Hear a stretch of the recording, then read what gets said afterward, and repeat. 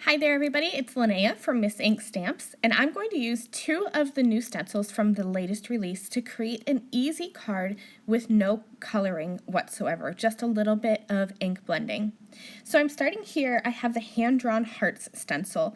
I absolutely love this stencil. This would be perfect to mask off either vertical or horizontal stripes of hearts and create a rainbow or a gradient pattern of hearts. Today, I'm just going to do some ink blending with three colors of ink that go well together. I'm using Distress Oxides. I have Kitsch Flamingo, Mustard Seed, and Salvaged Patina.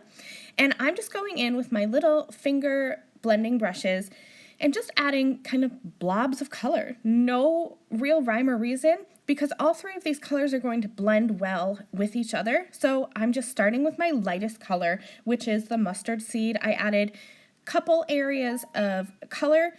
And then I'm coming in next with my Salvaged Patina, and I'm just going to blend over some of those areas. I'm making sure to mix the colors so that even though I'm only using three colors of ink, I'm going to be able to mix the pink and the bluish color to make a little bit of a purple. I'm mixing that Salvaged Patina with the Mustard Seed to get some green in there.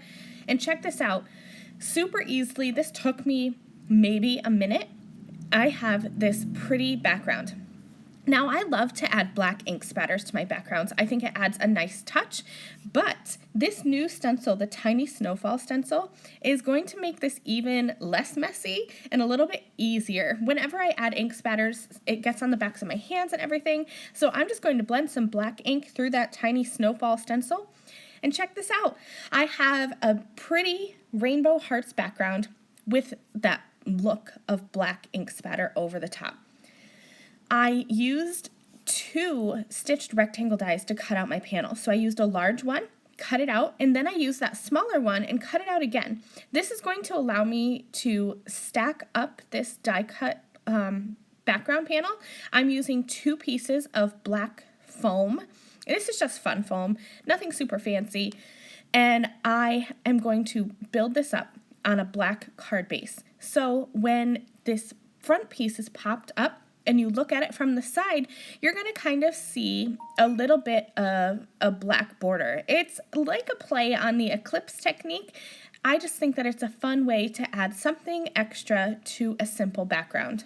And you could do this with a bunch of different colors. Like if you wanted to have a little bit of teal popping out from the side, just use some teal fun foam or even stack together some pieces of cardstock. But look at that. When you look at it from the side, you see that little pop of black. I have stamped a sentiment strip from the Sunshine and Rainbows stamp set. Just stamped that onto a piece of white cardstock, and I used my scissors to trim the edges into a banner edge.